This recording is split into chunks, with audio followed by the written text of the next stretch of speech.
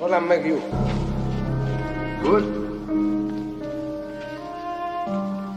You're not good. You just know how to hide. Good morning, man. You already know what it is. Jay Williams, Let's Live Life. And we're back. Give me a second, man. Y'all just file into the comment section and let me get over to changing a couple things in the analytics as far as thumbnails and other little things. Having those mornings where it's just like brain wasn't working. So now I'm trying to adjust it at the last moment.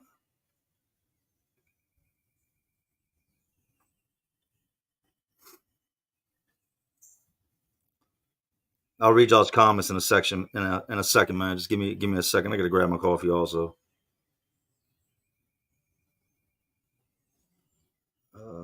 Dun, dun, dun.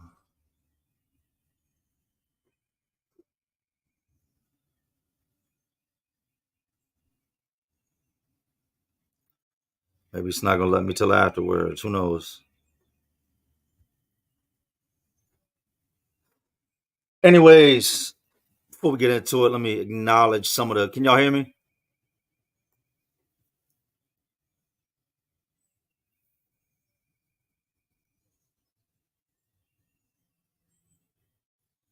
Y'all hit one if you can hear me, man.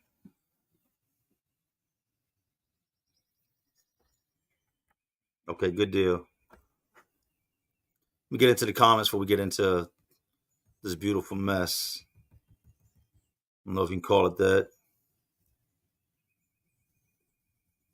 This live says it's not starting for 12 hours, but Jay said he would be here at 10:30. Maybe I set it for 10:30 p.m.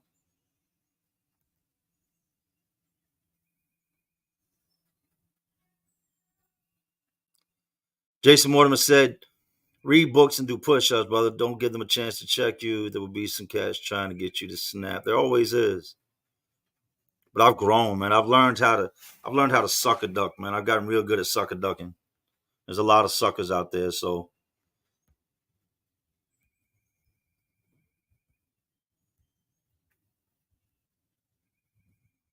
Marlene Pulowski checking in from Philly 2-5 and house salute, man. And the mods, don't go crazy. If somebody's in here, if they're talking, reckless, then do what you do. But people have a right to their opinion. I don't want to just start checking everybody for no exact reason at all. Still trying to get this straight real quick, so y'all just give me another second. Doesn't seem like it's gonna let me.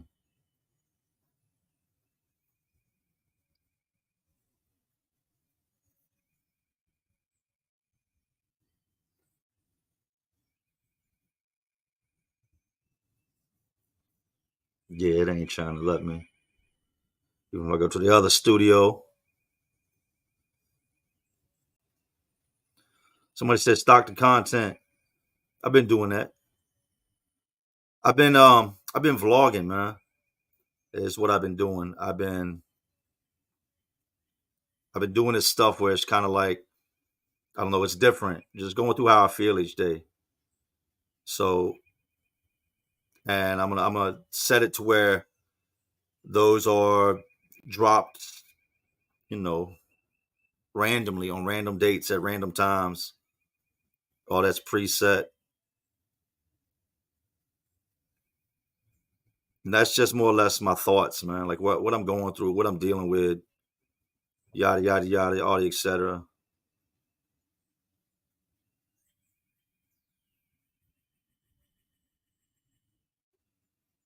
It's not gonna let me update the thumbnail. All right. So, anyways, let me grab my coffee, and then we'll go from there. Give me 1 second, guys. Be right back. Don't go anywhere. It's gonna take like a minute. Spice, chill out.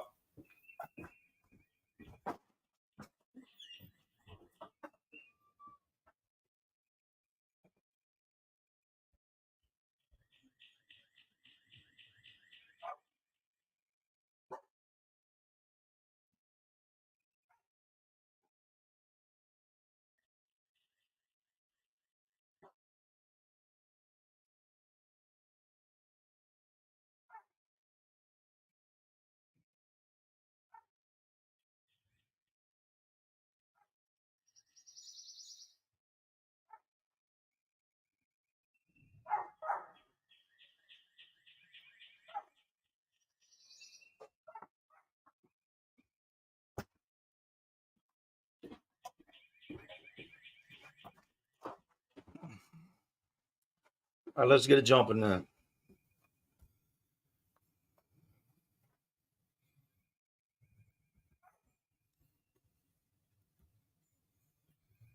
Stormy Night said, praying for you and the family. Jay, salute. Hey, thank you. That's what matters, man. It's the family. All right, everybody can hear me good. All right, so let me go ahead and fill y'all in. Monday morning, 9 a.m. I go to court. Hold on a minute. Georgie, shh. I go to court. And that's it. We've already worked out the deal between my lawyer. A big shout out to my lawyer, man. Like, I didn't like lawyers for the longest time. I thought they were crooked, would say anything. I've been railroaded by some lawyers. When I got sent away to, the last time, like really sent away, I had a lawyer by the name of Robert Smallenberg, right? Not to get off track, but I just want to give y'all some backstory on this because it just came to my mind before I get into my lawyer and everything going on. This lawyer fed me the greatest story, right? You're good, you're good, you're good. Bunch of money for this man. And then the person I was dating at the time was a bartender. And after, all right, a little bit before that. So I'm in jail. I've been in jail a while, like most of that year. I'm past my bonds. There's no more bond option. So I'm just there. I'm there for trial. And my lawyer just pops up one day randomly, right? Says, hey, I got you a bond hearing. Got a bond hearing. How do I have a bond hearing? I'm past all that. We've exhausted all that. I got you another one. All right, cool. So I bond out. This is prior to all this. This is back in the early thousands, right? It goes back to my thoughts on lawyers. But I bond out. And it was a low bond for the crimes. Like I had a whole pile of felonies. 3,500? Okay, cool. So then I end up going to trial, I get convicted, they give me 10 years. Well, the girl I was dating, she works at this place as a bartender. And she overhears, she notices my lawyer. She sees him sitting there and he's having a drink and like some appetizers. And then prosecutor comes in and sits down with him. And he orders a drink. She's making the drink. And she overhears them discussing pretty much how that lawyer sold me out. And they had an agreement that you're going to let this guy slide and I'll give you Jay.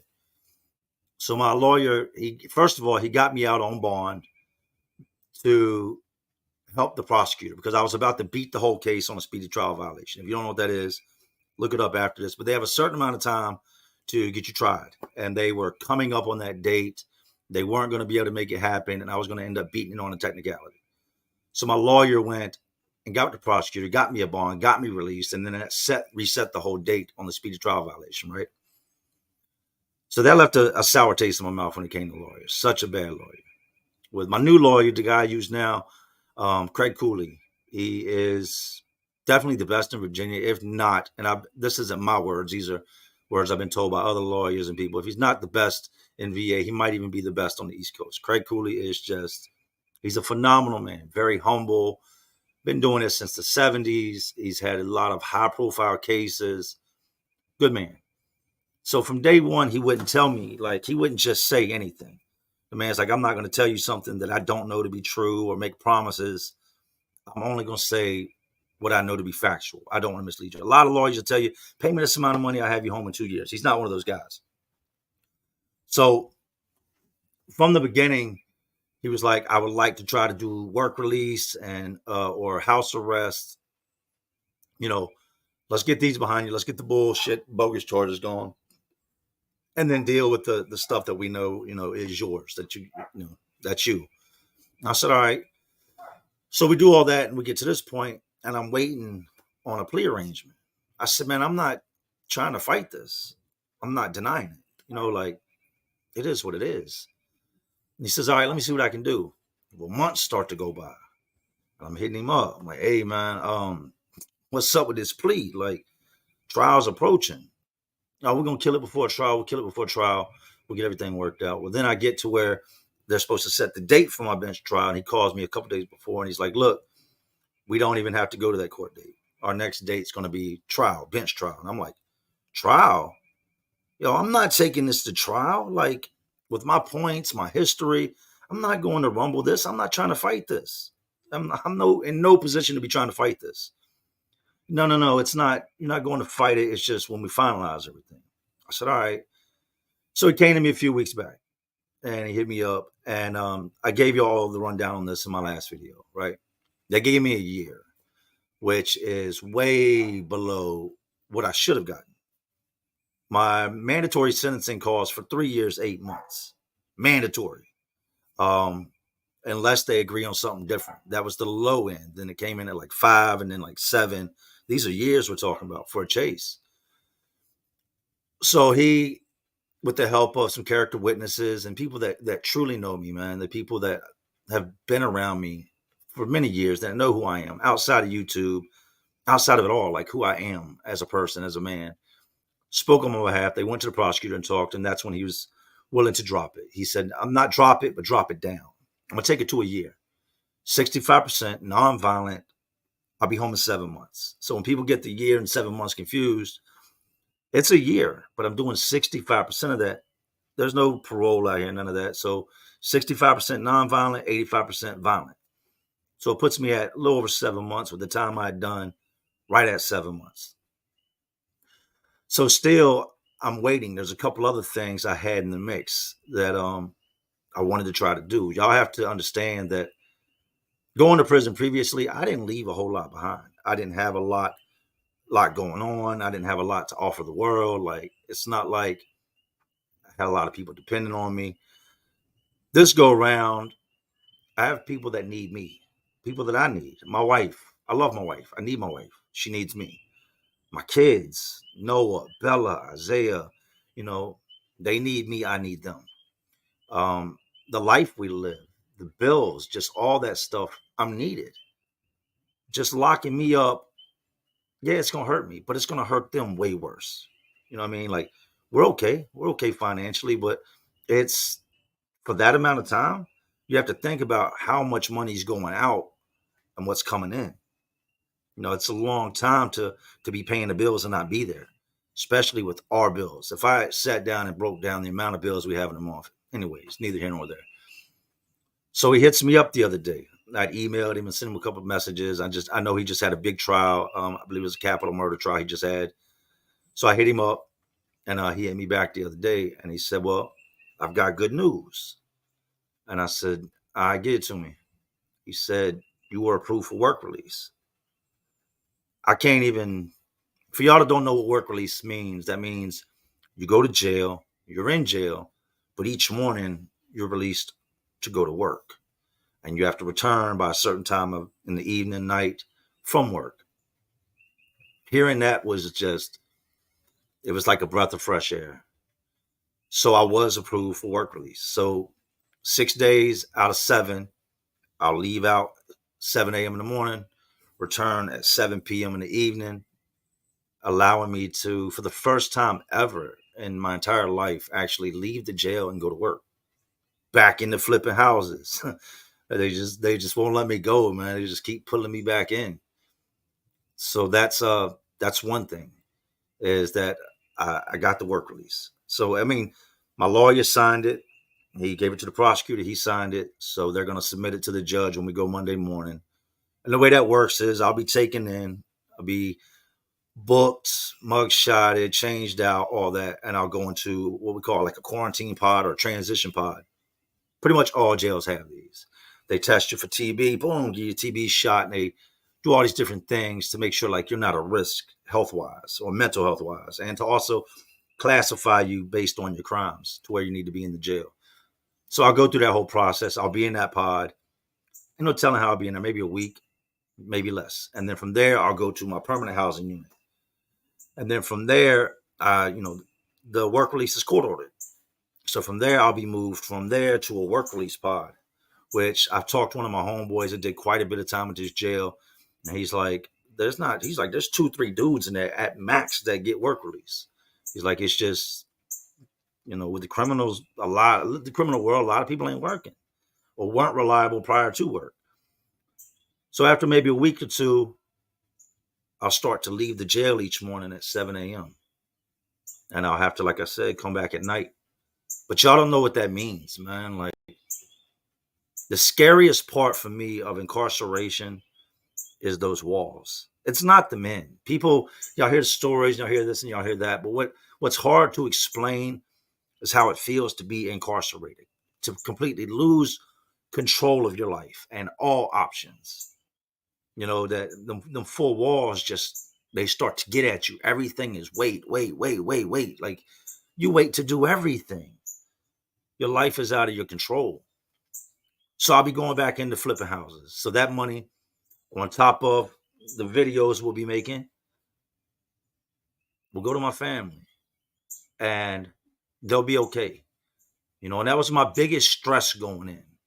I had seen some people say, well, he's got to worry about other guys because he tells prison stories and does videos on stuff. I don't have to worry about nobody. I mean, I have a lot of people that are locked up reach out to me. Family members of guys that are locked up reached out to me. Guys I've done stories on have reached out to me. Ran into a bunch of guys the last time I went in that knew who I was. And I don't want to toot my horn, but I'm not no pushover, man. I'm not no bully. I'm not the guy that proclaims to be a tough guy, but I'm not no pushover either, right? So I'm not worried about going in and having to do any of that. I'm too mature up here. I'm not on that type of time, and I'm not going in on that type of time. This is an eye opener, man. Like, you do not understand when I say how good you have it until all of a sudden you've got a pending court date. And these last few weeks, it's been hard. I want to record. I want to drop videos. But at the same time, I also want to spend as much time with my family as possible. We went down and seen Woody the other night. Shout out to New Life of Woody. Y'all ain't subscribed, make sure you go check out and subscribe to A New Life of Woody. Woody was my cellmate for a while I was locked up in prison. And he's got a YouTube channel, but he was going to, and he's going to be doing my interviews I do with the guys while I'm in there. So I'm turning over my equipment, my phone, the things like that, so he can make all that happen. I gave him the rundown on how I do things, as far as, social media goes, my videos. And then after that, he lives about 35, 40 minutes from the beach. So after that, boom, we shot over to the beach. I'd already booked a hotel room for the night. Me and my wife, him and his wife, we went and sat down and had dinner and dapped it up, hugged, thank you, homeboy. And that's my dog, man. He went on home. Me and the wife went to the hotel room. I know that's cold. Why are you going to the beach? I like the ocean, man. I don't know if I've ever felt more free than when, like, I can listen to the ocean while I sleep and I can see it when I wake up. It's just, for me, it's something about it. I love the ocean. It also just makes me feel just like you understand how small you are on a grander scheme of things when you're looking at the ocean, right? So I was going to do a live that night, but then I'm looking at my wife and I'm like, yo, the clock is ticking. We only have but so much time before I'm not able to do this. So I decided not to do the live. So I'm going to spend the time with the wife. Real windy that night, but just the sounds of the waves crashing. It was beautiful. It was just, staying on that balcony that morning. I got up, I went out and watched the sunrise, watched it come up, over the horizon, watching the waves crash, and just like, man, I debated getting in the water, but I ain't that crazy.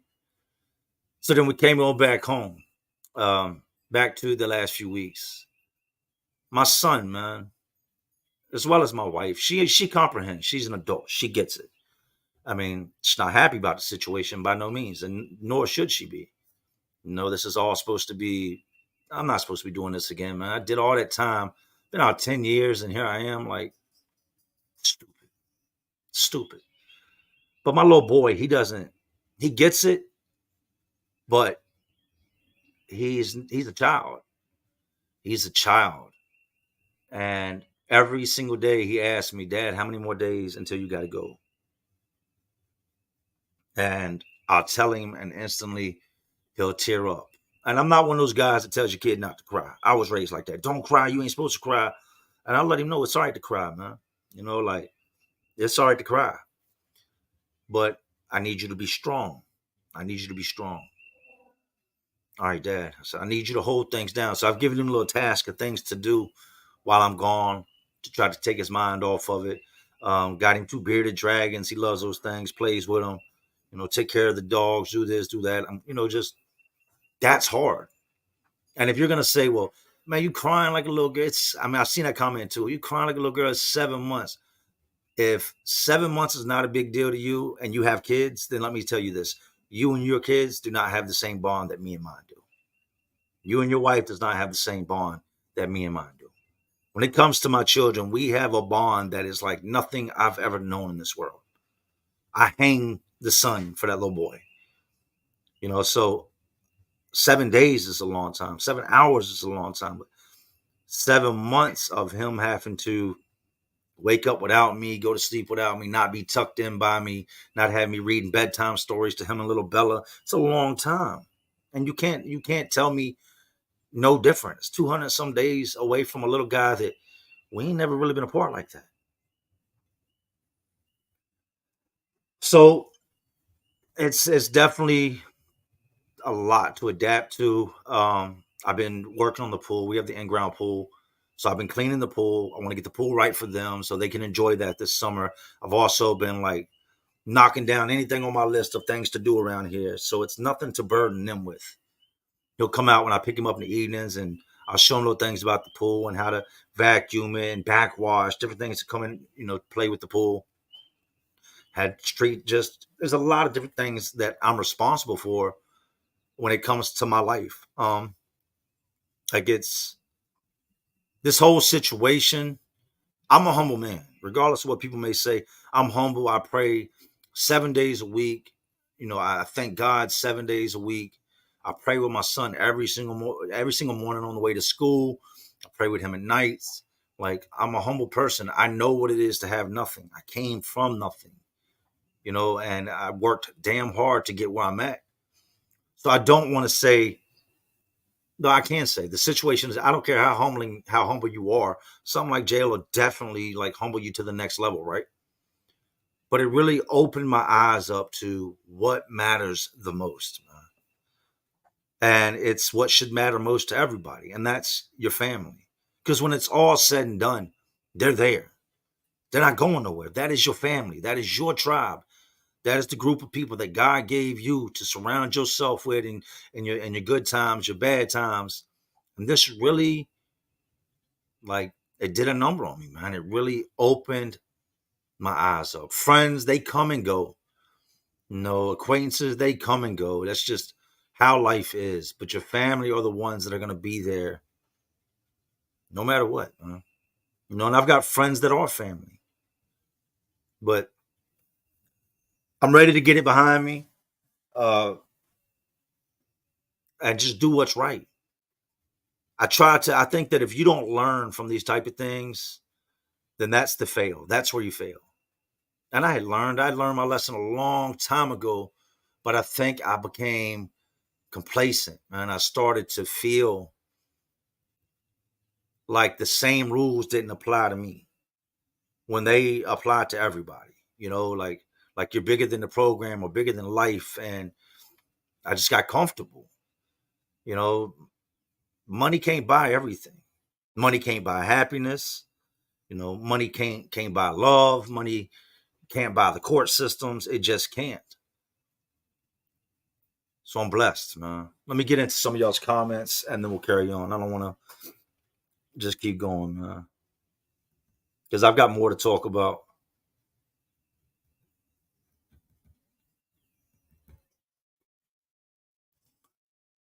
New life with Woody in the house. Big salute to my guy, man.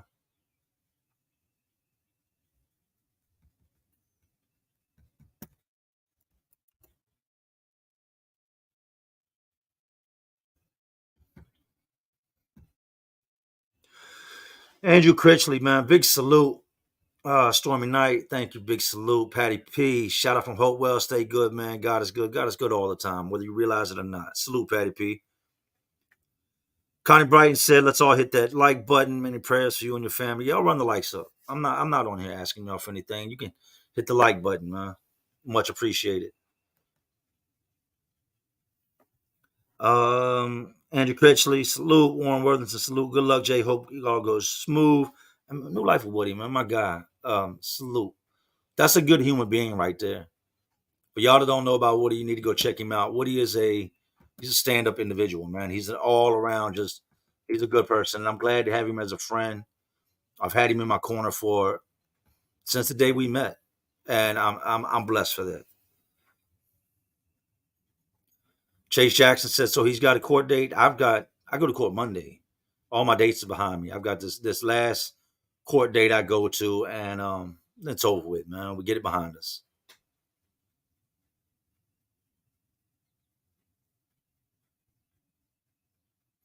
Trying to read some of your comments.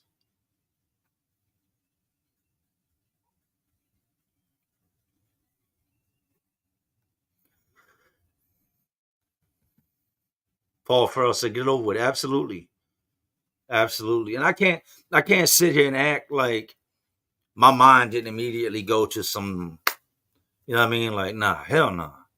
It did several times, but then the reality kicks in of everything we've built in life, everything we've acquired, where we are, uprooting my family. Like, that's not an option, man. That's not. You don't run. Like, I teach my kids. My oldest son. Story time, real quick, right? Back when he was still in high school, he had an issue with a dude in the school. And my oldest son, Isaiah, is awesome. Great, great guy, hard working, never been in no trouble. Like his Uncle Lonnie and his Meemaw and the people that helped raise him while I was gone, they did an amazing job. Like I could never repay them, right? So I come home, he's 12, and I get him immediately. I get him back with me, get custody. He moves in with me about 3 months after I get out. So I raised him up. You know what I mean? Like once I got home, up until he was about 19 or 20, and then he got a place with his girlfriend. But trying to think where I was going with it. I just had a whole entire brain for it.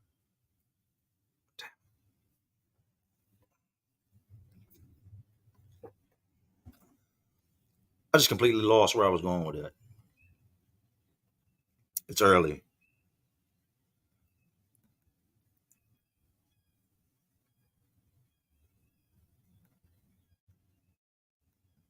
Give me a second. I'm not a morning person.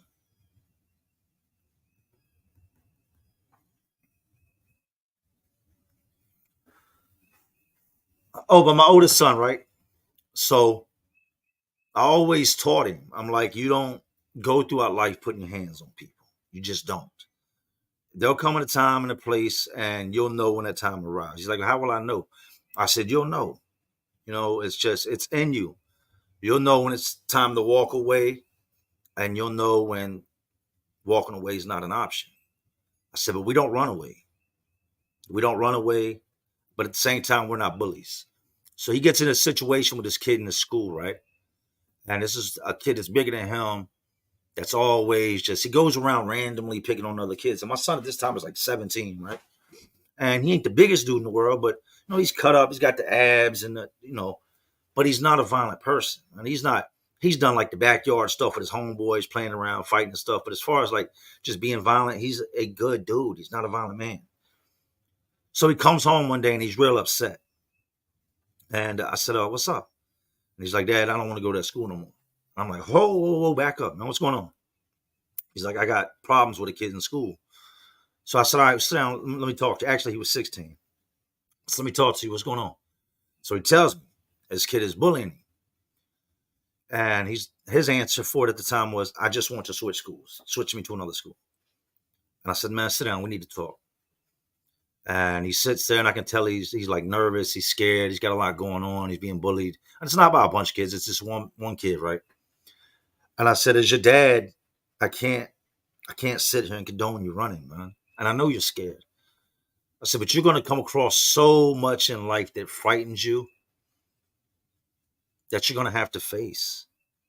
If I help you run away from this now, I failed you.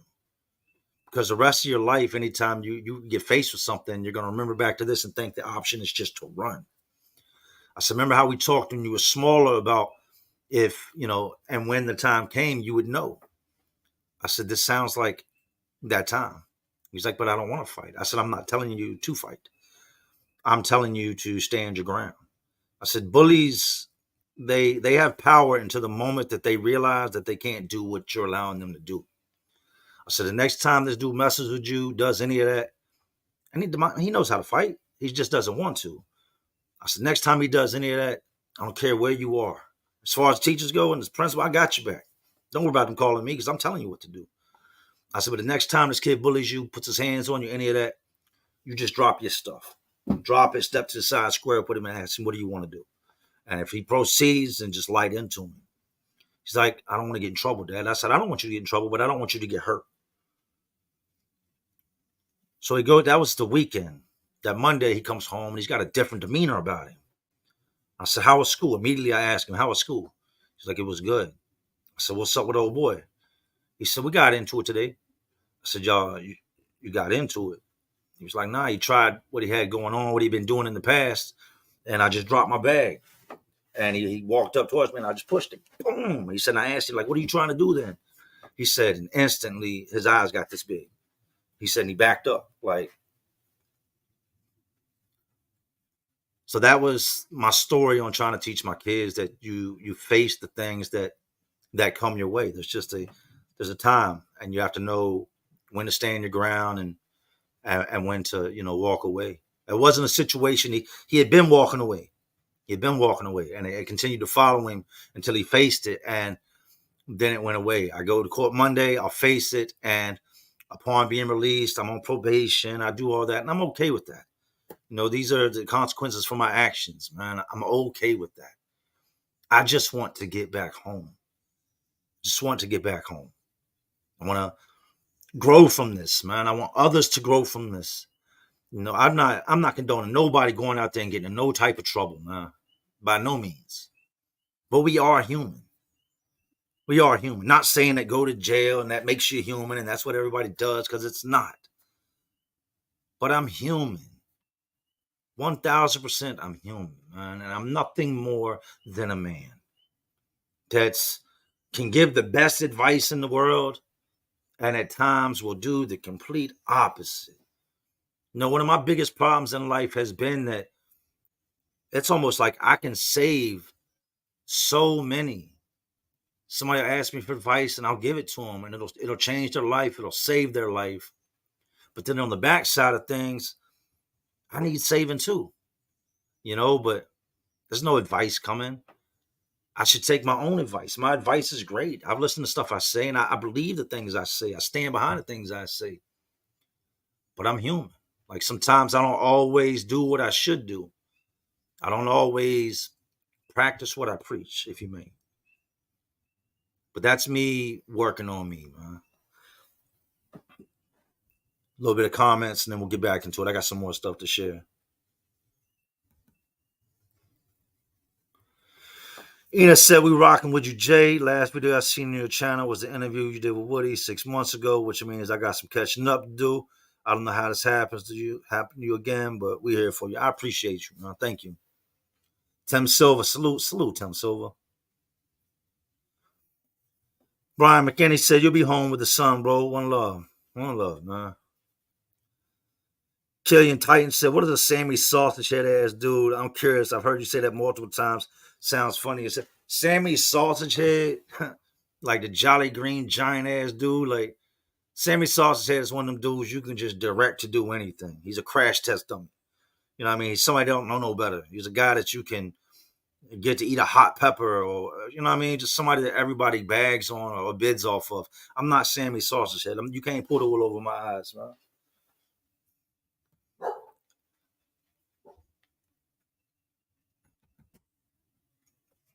Comments are moving, man.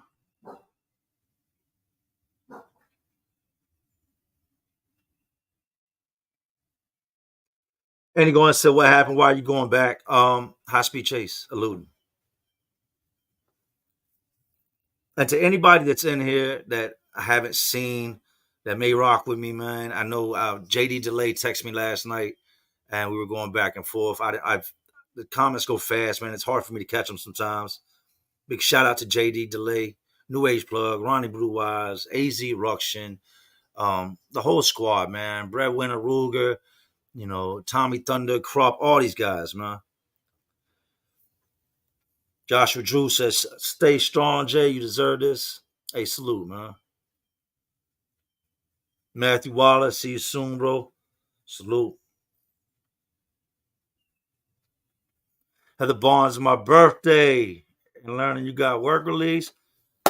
Happy birthday, Heather Barnes. Yeah, man. I got work release. It's unheard of. I remember being in jail and seeing guys go out on work release. I'd be like, damn. They come in smelling like cigarettes. And I'm like, man, these dudes get to leave the jail? That's crazy. That's unheard of to me. Like their people come pick them up. My people will come pick me up in the mornings.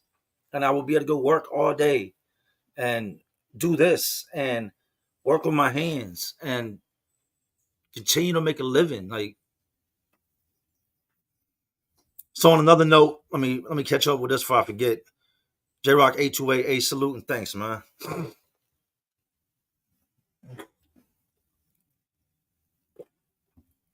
So I had to re-enroll, not re-enroll, but my son goes to a private school. He goes to a Christian academy. I think that, and I'm not saying everybody should, to each their own, but we're a religious family. We're not the Bible thumper type. My wife has her faith. I have my faith. And we wanted our son to have his faith, right?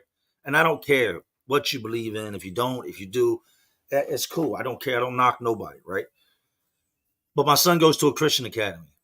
I just felt like he would possibly have a better chance at life, not doing the routine like I did with the public schools. And the school year is about to end.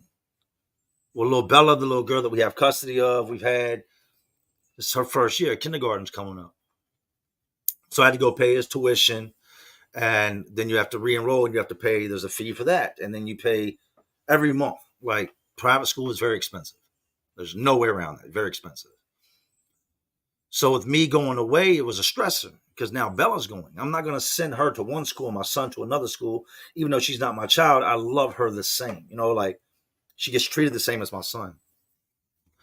So I go to my son's school and I sit down with one of the brothers. And that's what they call themselves. Like if I was, and I'd be brother Jay and you'd be brother such. And I sit down with the lead guy. We get to talking. And he doesn't really know what's going on in my life. So we close the door and I just run everything down to him. Talk to him about everything, right? Got emotional. And I said, yo, let's be honest. I'm stressed. I said, a lot rides on me, man. A lot. And I don't want their life to change because of the choices I made. I'm cool with whatever I have to do, because these are my choices, but they shouldn't have to suffer. So we prayed, man, and we had really good conversation, right? And I ended up, re-enrolling my son, taking care of his coming year, and then enrolling Bella and taking care of her coming year. So that didn't change. The kids are still going to go to the same school. I've been really blessed. And my wife said something to me the other night that stuck with me, right? It really, really like resonated and stuck. And it's something I say all the time. It's not what you do when everybody watches that matters. It's what you do when nobody's watching. Like what I do when I turn this camera off is what truly matters, man. She's like, God keeps blessing you, Jay. He keeps blessing you. He's got a bigger plan for you that's very obvious. He keeps blessing you. You have been blessed so many times. She's like, and I really think he hands them to you waiting to see what you're going to do. Don't mess it up. And I looked at her. We're laying in bed. And I just looked at her and I said, you're right. I'm not going to mess it up. Live and learn, man.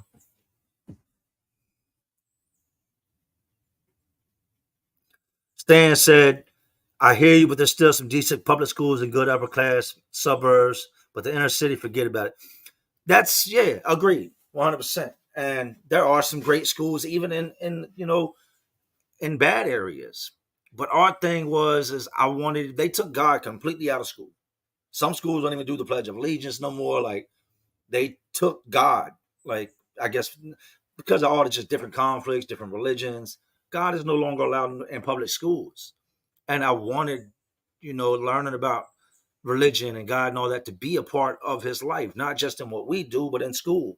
And that's why I chose to go that route. You can't go wrong with teaching your child at a young age to love others, to believe in something better than themselves. So that I wanted that for him. And when I mentioned to him, the schools out here where we live at are great. They're great schools. They really are. He would do great in them. But when I mentioned him going to the public schools, and the first thing he asked is, do we still pray? Do we still have, the time of day where we do Bible study? I said, no, they don't do that in public schools. And he was like, well, I want God to be in school. And that's when I had explained to him. I said, God's in your heart, man. Just like I'm always with you, God is always with you. God's in your heart. You don't have to go to a Christian school to have God with you. He's always there. He's like, but I like to learn about God, Dad. I like to learn about all that. So yeah, I agree 100%.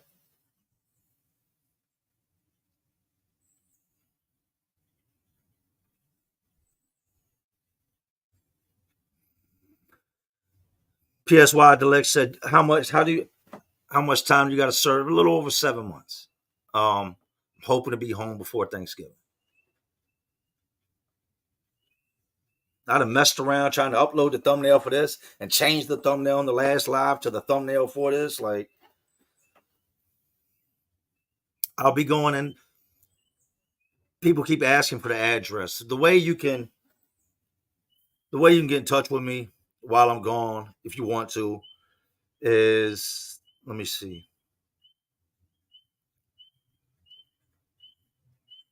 There's an app.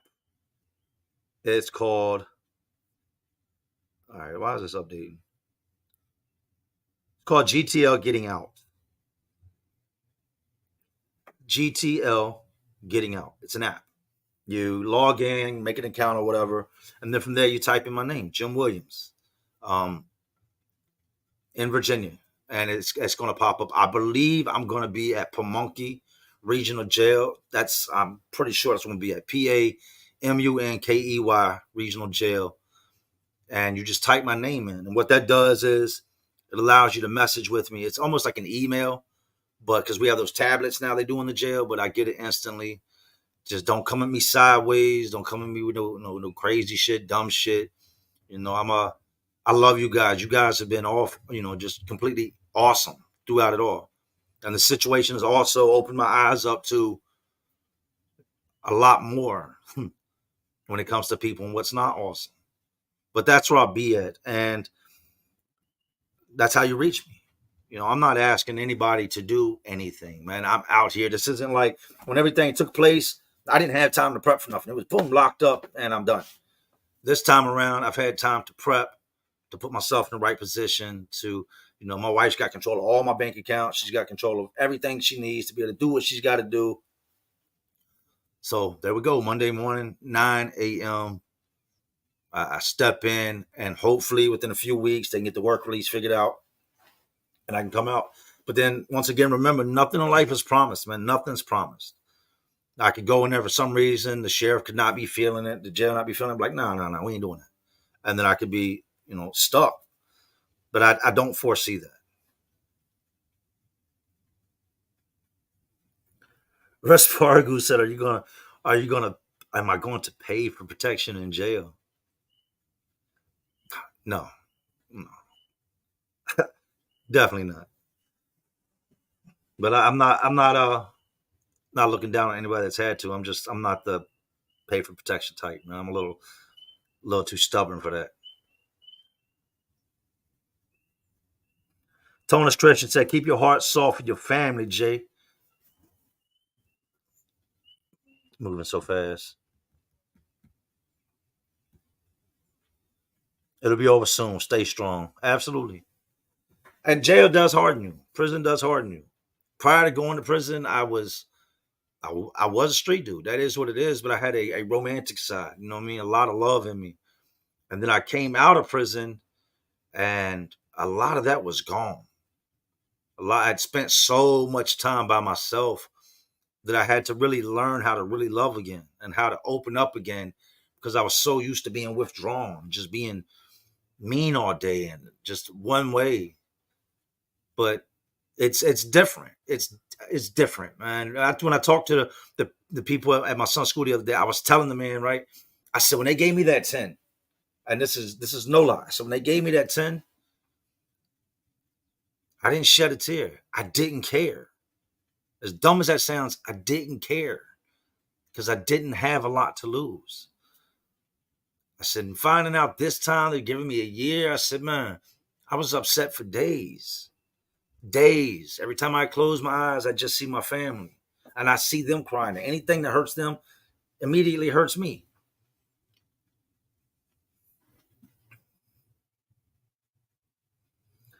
Benjamin Clem said, AOJ, shout out from Oklahoma. It sucks it's the first live I've ever caught. I just want to thank you, man. Everything you've done. I've been rocking with you for about a year now. Thank you for watching, man. Zelez, RIP Goldie. Hey, salute and thank you, man. John Theophane said, big up, Jay. Hope you get out sooner than you think, my dude. Me too. Aaron, how you going to deal with jingling type dudes? Let me try to back up.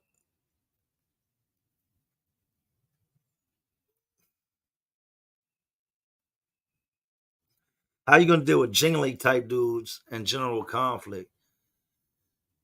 Jail and prison, being locked up in general, a lot of the situations you will find yourself from time to time in situations that can't be avoided. When it comes to somebody that's looking for trouble, it just might be your day that they run across you. But I would say about 90% of the stuff that guys get into, they put themselves in that situation.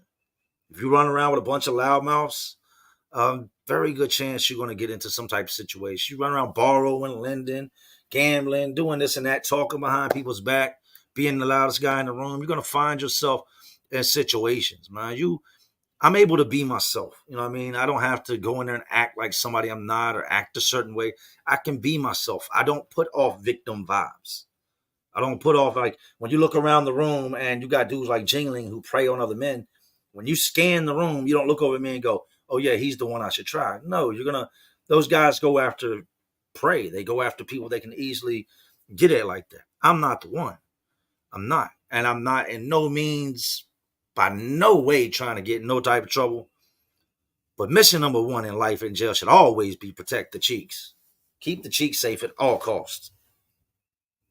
So, but nah, I'm not worried about that. And that's more of a penitentiary thing, man. What I'm hearing is dying down more and more. I have seen a handful of situations that occurred in jail, but that was many years ago.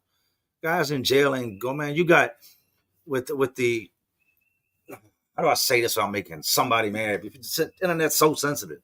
You got so many gay men now that are out there like that. And I'm not saying all are, but there are a lot of guys that just smut themselves out when it comes to that stuff. That the days of having to hunt some guy down to fill out your needs, they're not dead, but they're coming to fewer and fewer. You can't, predators will always exist. That need for power, which is why a lot of these men do that, will always exist. But now the prisons and jails have been flooded with boys. There's a lot of different, aspects of that going around. So it's not as much as when back in the day everybody had to be tough. You had to be swole and jacked up and standing 10 toes down on business. Nah, now you got dudes walking around that act like females. So the guy that's looking at you, you know what I mean, that might be thinking twice about you, is going to look over and be like, oh, and he's going to shift this. But nah, I'm not worried about nothing like that, man. My biggest fear, and I don't know if I've told y'all this, is me. That's my biggest fear is me. I can't control what the next guy does. And at times I can't control what I do, especially in those situations. I fear me because I know what I've done. I know where I've been. I know what I've been through. I know what I'm capable of. I know what's going to happen if we take it there. Like, I'm not into just getting whooped on. I'm that guy that you literally have to be like, "Yo, man, come on, stop." So I fear me. So I don't put myself in those situations. I did when I was younger. When I was younger, I was famous. Crash test dummy, run head first into him. Not these days. I'm not into all that. I'm trying to chill, man. Trying to chill. And with the work release and stuff, like getting in there fighting and getting thrown in the box and taking the confinement, that ruins all that. That ruins all that. I have a lot to lose. I have a lot to lose, man. So back to what I was telling my son, you'll know when to walk away and you'll know when you can't. I know when to walk away.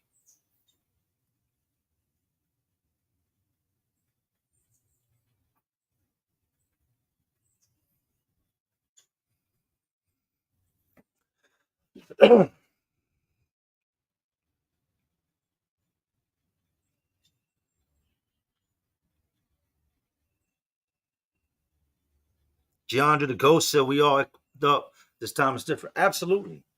Back in the day, I took all those jail trips because I truly was a criminal.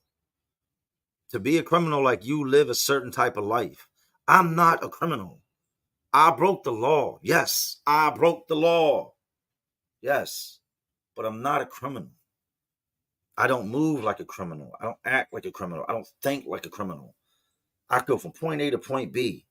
I'm always at home. I love being at home. Y'all give me a second, man. I gotta plug this laptop in.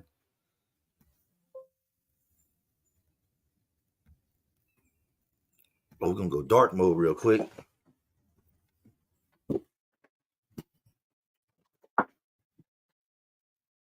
Right back, right back, right back.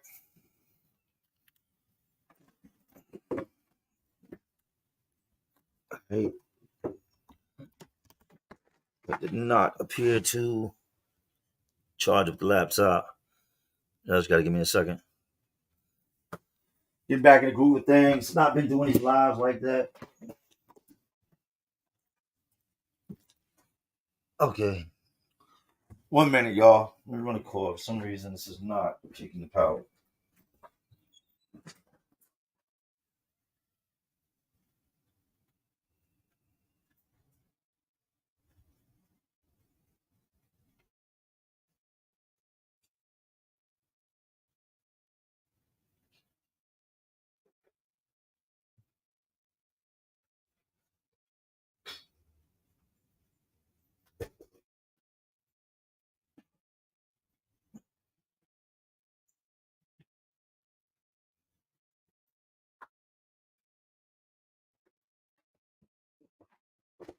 Bear with me.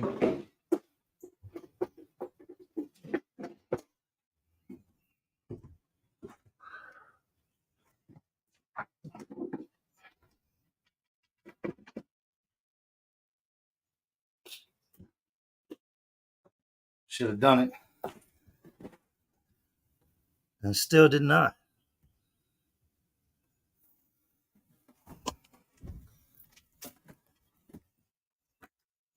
Not getting why the laptop ain't charging.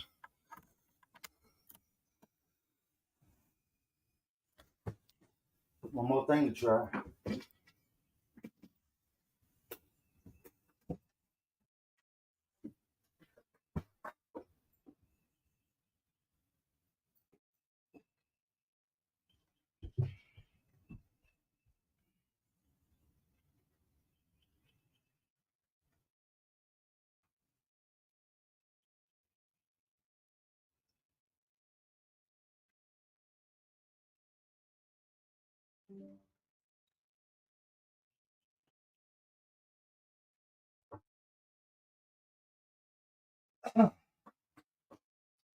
I got it. We're back.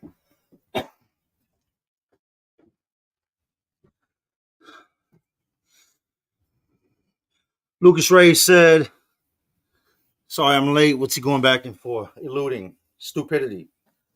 Dumbness.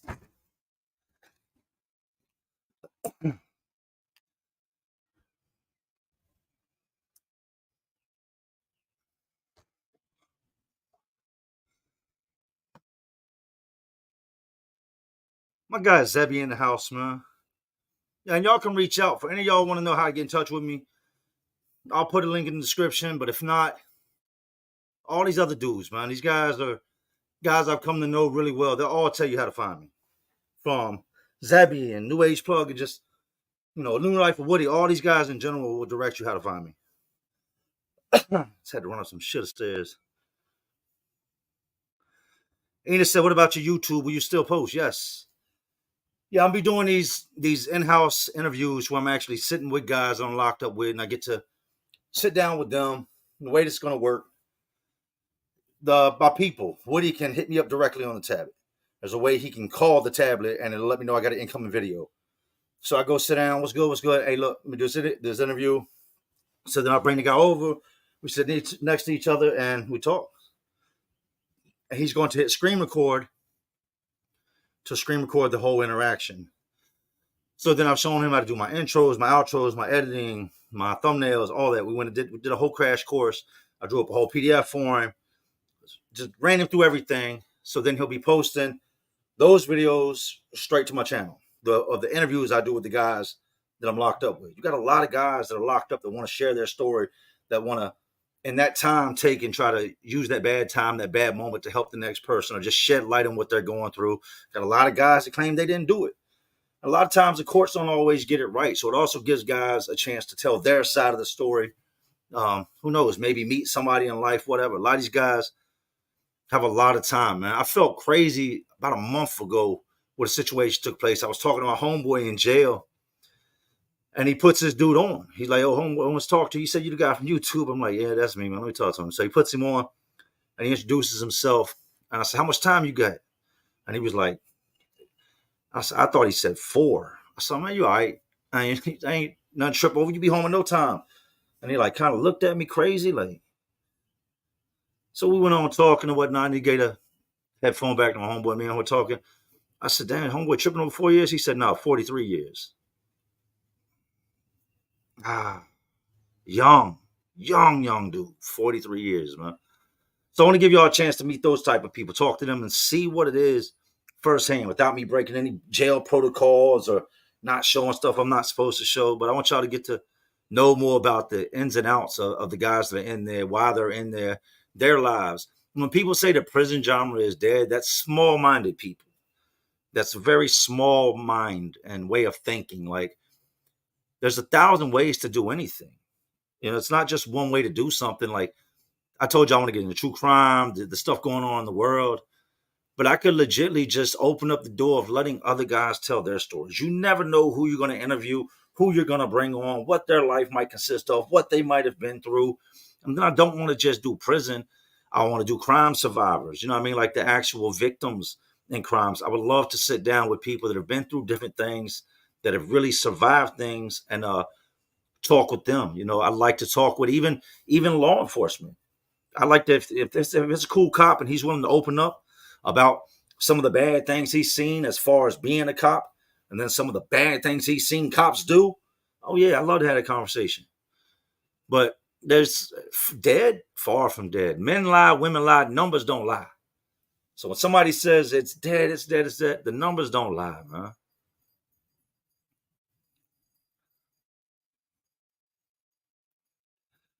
Yeah, so the interviews will be jumping. I don't think they would have any problem.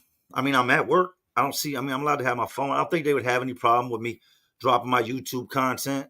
I don't see where why would you? I'm allowed to be out here. I'm allowed to have my phone. I'm allowed to go to work. So I do have a gap, a break each day where I can eat lunch or do this and do that. And that's when I record my videos. I've just, since all this started, I think it was Real Kens, and shout out to Real Kens TV, man. Y'all make sure you check him out. I think it was him in one of his videos. He said, "I can tell you why he's not uploading like that. His mind's not in it. With what he's got going on, the last thing I would be thinking about was uploading a video." And he was so accurate in saying that his mind's not in it. And I've got probably realistically 15 videos that I almost completely finished. And I would get to like the last 5 minutes of the video and just be like, my energy's off. It's just, I'm not feeling it. And I would just stop recording. And then I just go on to doing something else. So I think that getting this behind me, man, and just looking back at everything is definitely what I needed. It's definitely what I needed. There's a reason for everything, even a bullet. Never forget that. There's a reason for everything.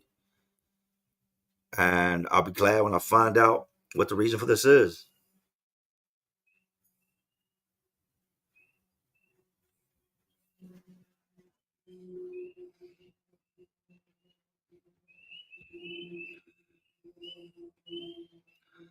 Catch these comments real quick. I'm gonna cut it here in a minute. I gotta go fix that thumbnail. I'm trying to do it while I'm on. I may not have to. Twisted Visions of Marquatus Allen. Hey, prayers to you and your family, bro. Thank you, man. Monk, much respect. Big bro, salute. That's crazy. I had a dog named Monk once. I had a pit bull that had these little black stripes, little tan color pit bull we called Monk. He ran away.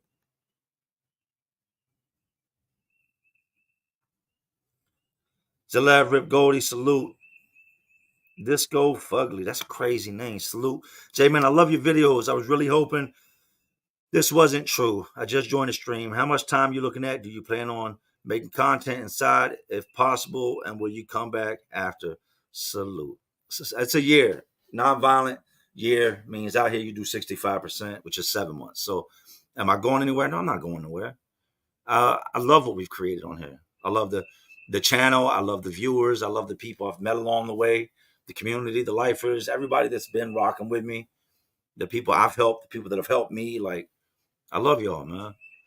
I don't like when it's easy for somebody else to persuade people into thinking things about me that aren't true, or that if somebody says something, just because I didn't address it, you automatically you run with it and think it's true. I don't like that part of it, but to each his own, and I get it, man.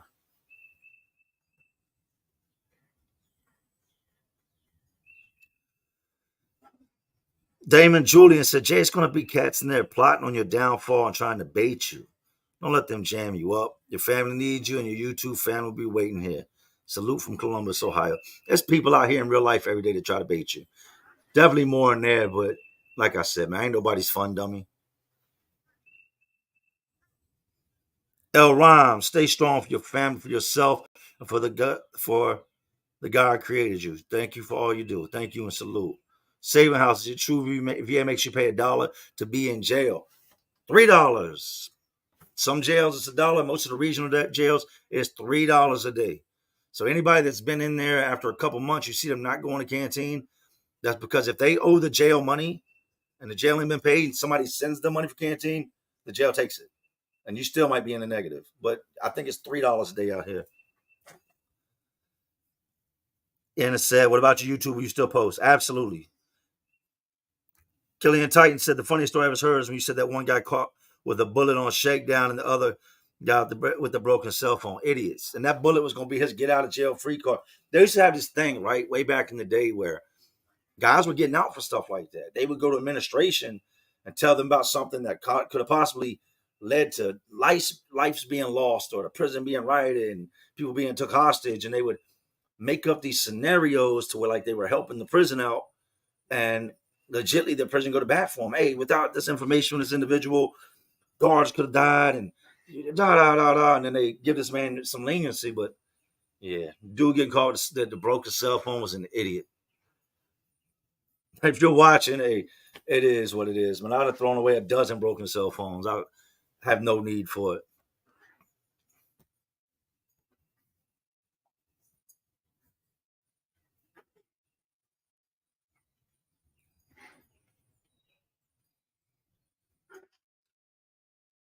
Wesley Home Improvements. Thoughts on Diddy? He is going to jail. Diddy is going to jail. There's no way around it. The man, when the feds get involved, they get involved for a reason. They don't just come do stuff not already knowing what they're doing. They don't just go investigate people without plans of making an arrest. They don't. Once the feds get involved, your chances of not doing prison time are very slim. It's slim to none. Look at how long they was on R. Kelly's ass for years and years, and the fact that they're raiding his house, they're raiding these houses for a reason. 100%.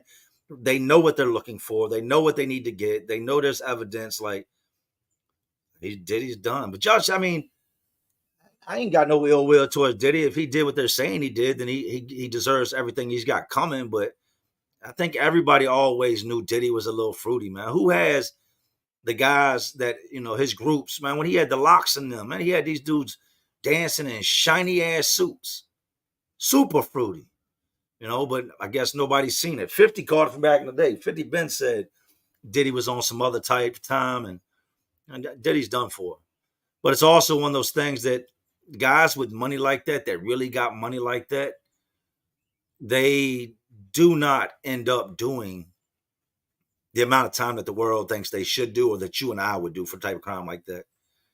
It's just they give the world what they want to see, and then somewhere down the road, dudes end up sliding up out the system, either on appeal or some law changes. But they've got to set an example.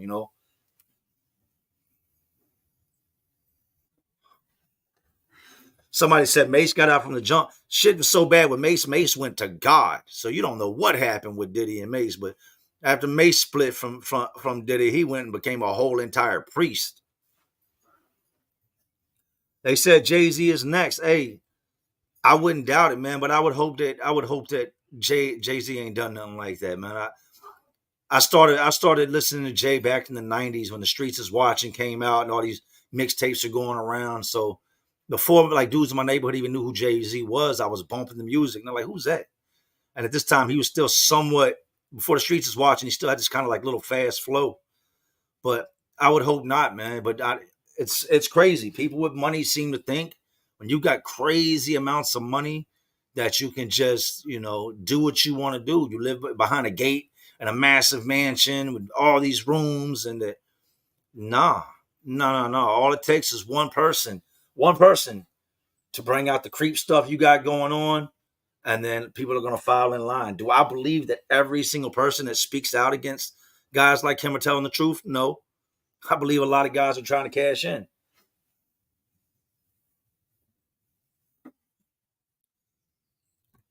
So that's that for now, man.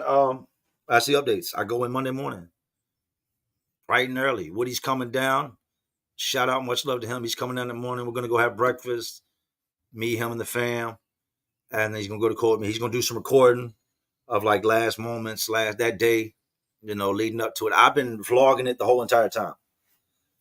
So I'm gonna put that together. And like I said, I'm gonna put those. I'm gonna pre-schedule those to drop every single month, probably on the same date every month at the same time. And it just breaks down my thought process. Like I said, I've been recording for about the last month. Been doing a lot of recording on it this past week. I'll just sit there, I'll look out, and I'll just get depressed, and I'll turn the camera on. And I'll just start talking about it. So I'm gonna set those to premiere and drop while I'm gone, hoping and praying that I can do new content and that the jail don't have no problem with that.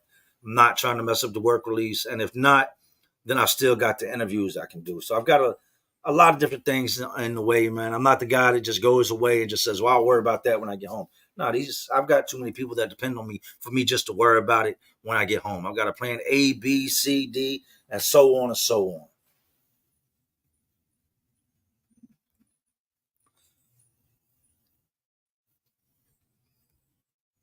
Got a couple more comments and I got to go, y'all. Just go Fugly said, please stay out of trouble. We love you. Hey, man, I love y'all too. Tayana Jefferson, hey, salute and thank you.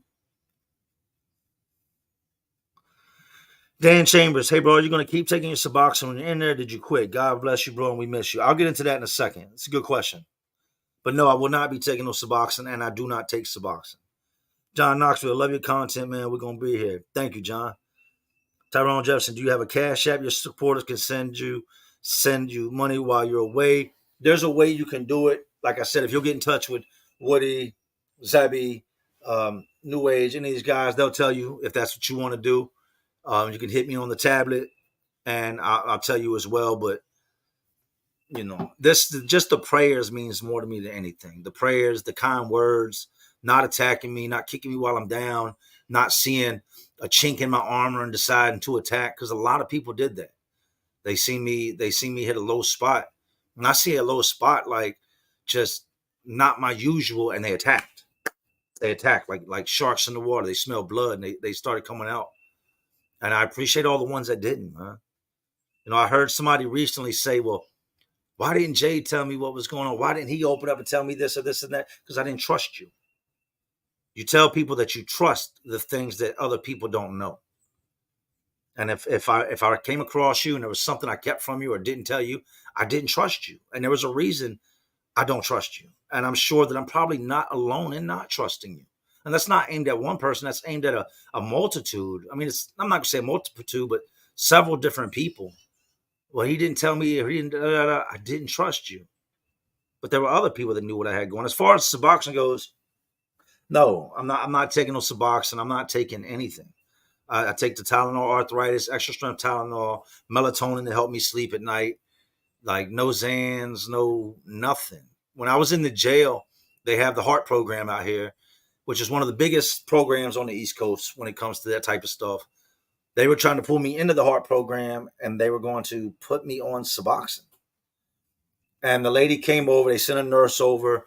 They'd already done all my blood work and all that, and she was going to start administering the Suboxone. I remember the day she came and got me, and she had this heavy set, big black nurse with her, man. And if you're watching, man, shout out to you. You were awesome. I remember her looking at me. She's like, "You're the guy that ate all the Zans?" Jeez. Anyways, she comes over and she's got this cart, and they keep the Suboxone and all that locked up. And the lady goes, all right, so you're supposed to start taking Suboxone. The jail's giving it to the guys in there that need it or that come in on it.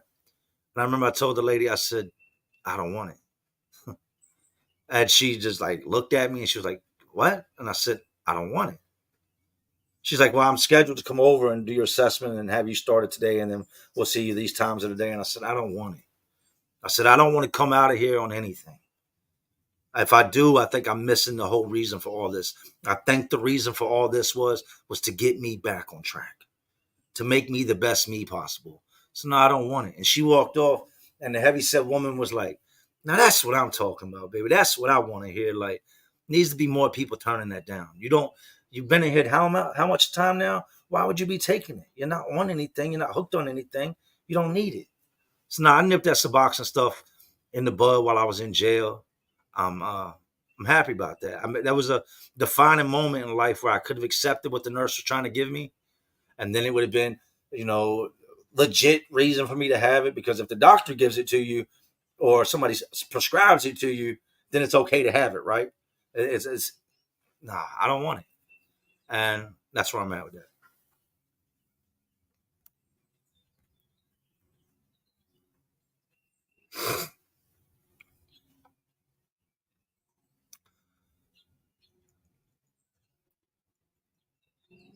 Are the withdrawals bad? Somebody asked, are the withdrawals serious? Serious, and they last 4 months. I think after everything was said and done, it was about 4 months before I really felt like myself again. Something I'm taking to try to help me. Once I came off of it, it was like my blood felt like concrete, lethargic, tired. First few weeks, really sick. I can still remember looking at myself in the mirror like, yo, this ain't you, man. And I'm talking about while I'm locked up, looking at myself in the mirror, just like, it's not you. And it's not me. That's not me. That was a bad call on my behalf. I should have went to the doctor. I should have had the doctor take care of it. But we make excuses. You know what I mean? My whole thing was they're going to do the surgery. I can't afford to be out of work this long. Let me get to this point in the game. Then I'll get the surgery, but I got to get through this amount of houses. I have all these houses taking place that are being flipped at once. I can't be out of work. I got to be at work. So I'll just medicate until I get to the point where I can have the surgery. Then I'll let them take over the medication. You don't take things like that into your own hands. You don't. You don't. I talked to somebody last week, and he asked me, he's like, what's your plan? Which really caught me off guard. And I was like, what do you mean my plan? He was like, say you hurt yourself again. With your sciatic nerve, the number 4, number 5, like it's easy to re-injure that. What is your plan? I said, go to the doctor. What do you mean? It's what I should have, from the very beginning, everything should have been controlled by a doctor, not by me, not self-medicating.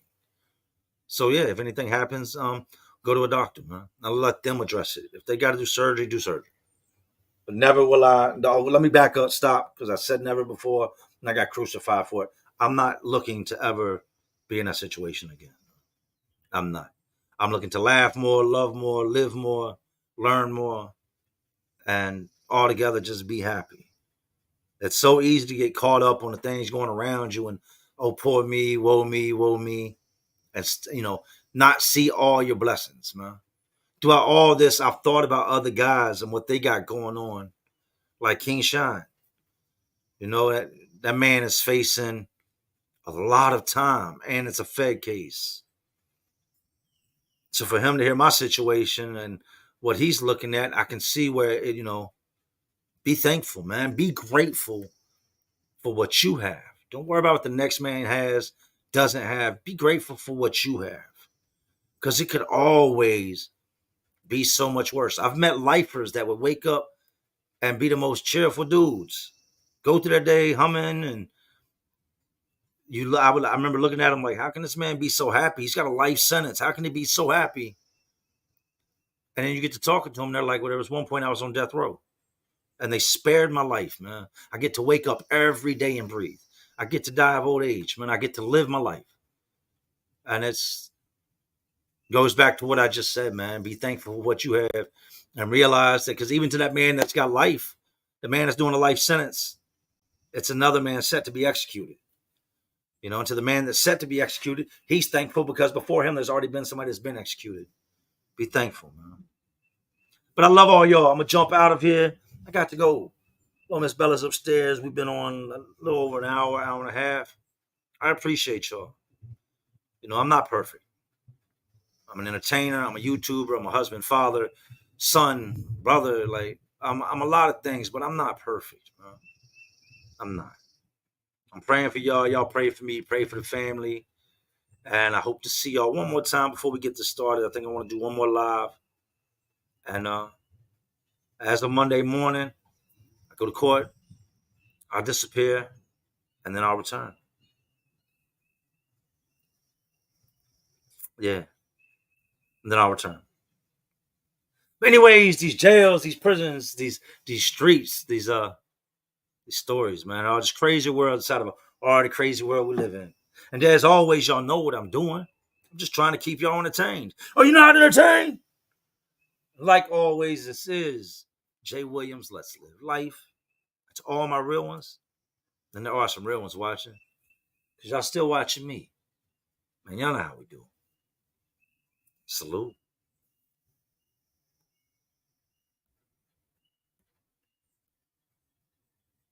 What I make you? Good? You're not good. You just know how to hide.